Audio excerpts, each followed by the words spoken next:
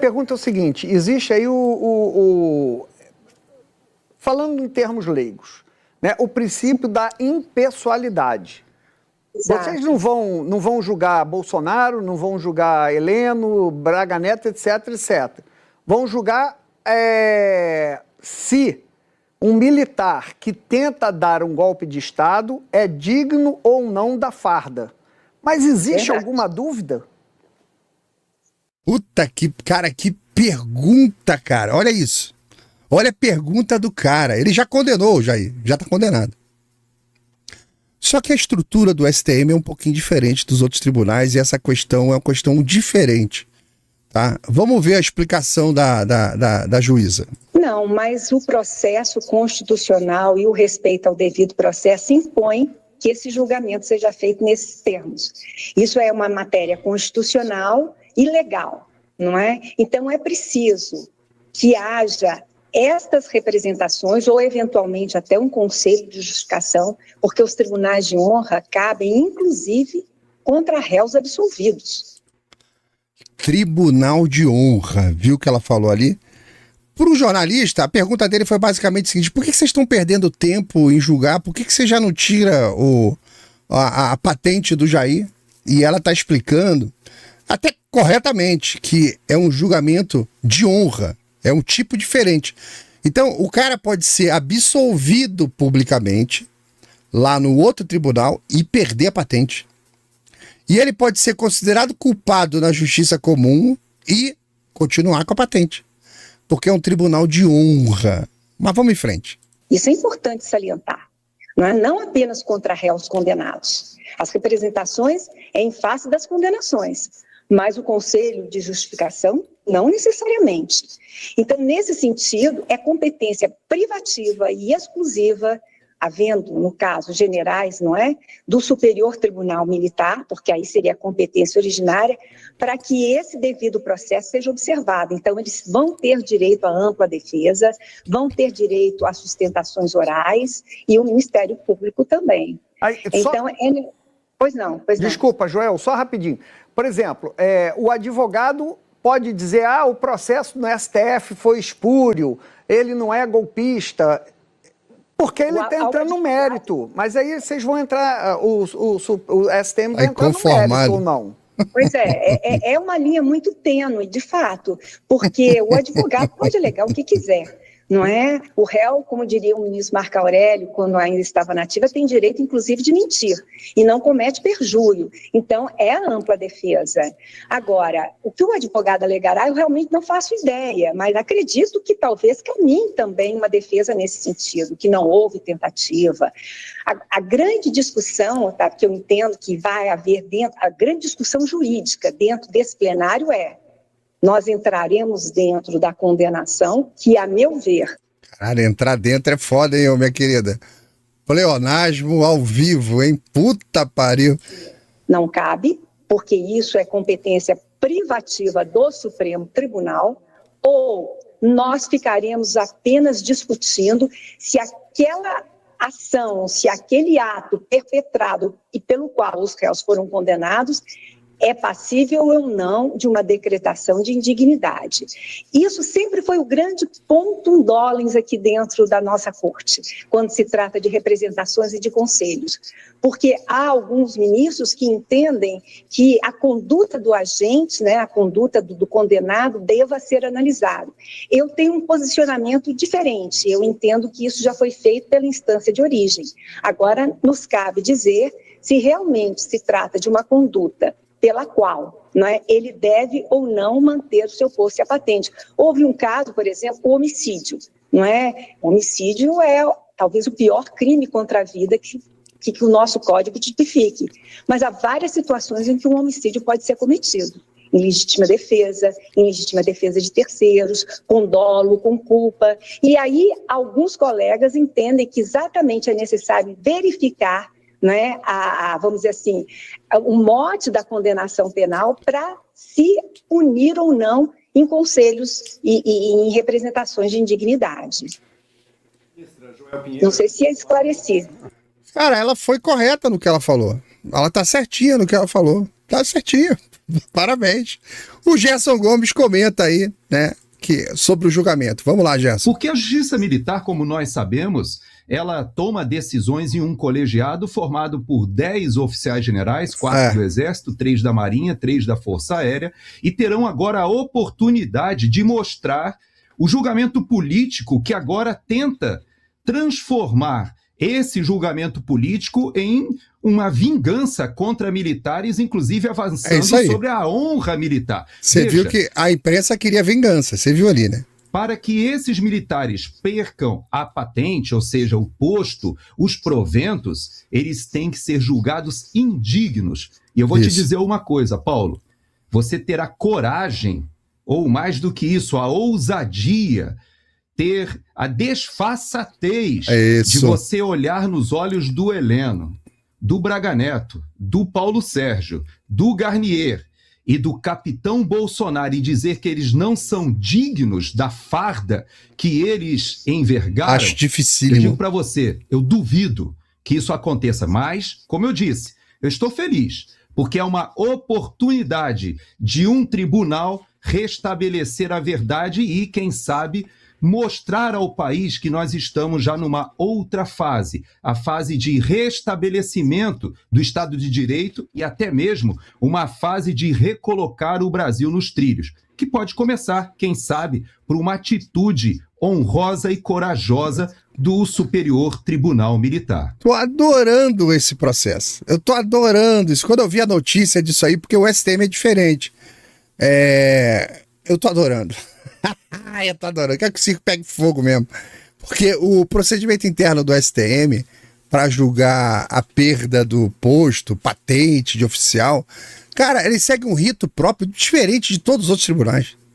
Tá previsto na Constituição, tá previsto no Estatuto dos Militares, no regimento interno do tribunal, tá previsto, tá? Então não tem nada de excepcional acontecendo.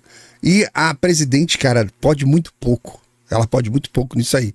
Então, na prática, é um mecanismo que decide se o oficial, mesmo já condenado criminalmente, seja lá onde for, se ele ainda reúne condições morais, condições éticas, condições de honra para permanecer dentro ali no oficialato. Esse é o julgamento.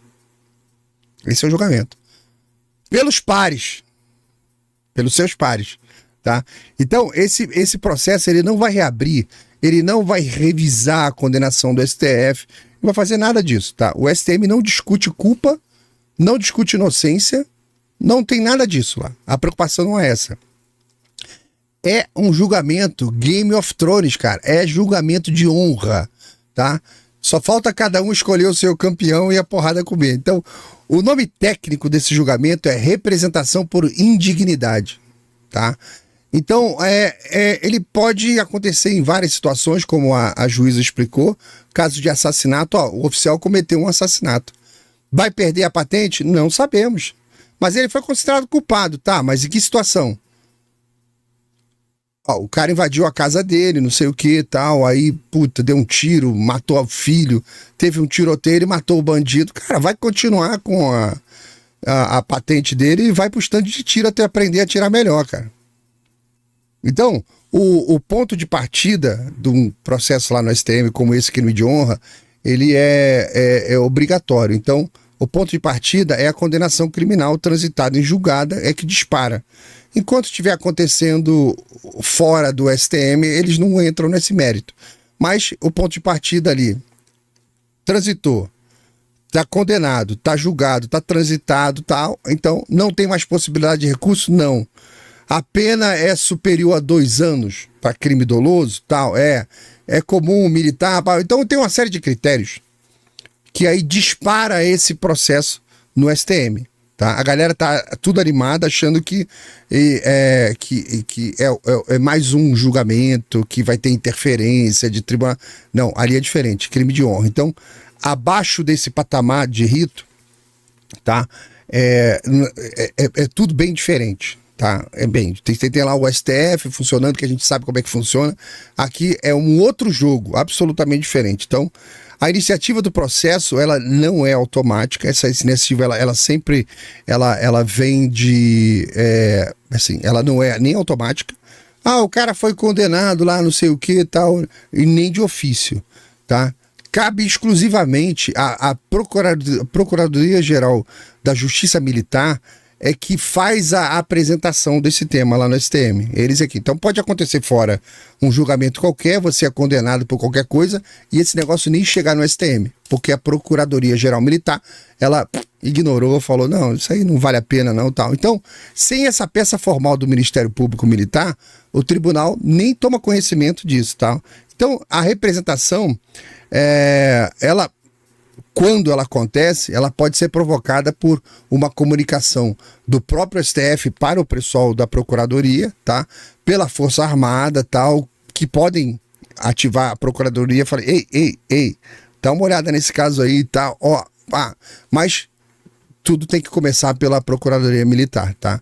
Quando é recebida essa representação, o processo é distribuído para um relator lá dentro do STM, igualzinho o STF, como a gente consegue aqui.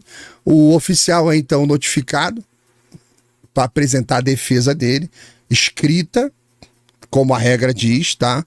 Mas ele também pode realizar sustentação oral. O Jair pode realizar sustentação oral, o Helena, essa turma toda também pode ter a escrita, pode ter a oral.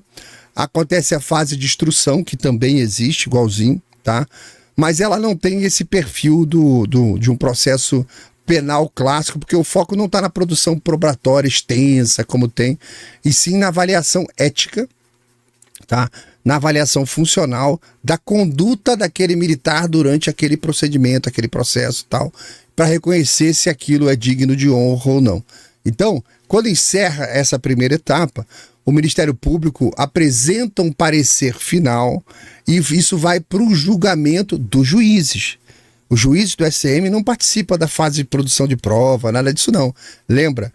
Lá no STM, por enquanto, ainda funciona direitinho, né? Você tem um inquérito, você tem acusação, depois cai na mão dos juízes lá para acontecer o julgamento. O julgamento, ele ocorre no plenário do STM, tá?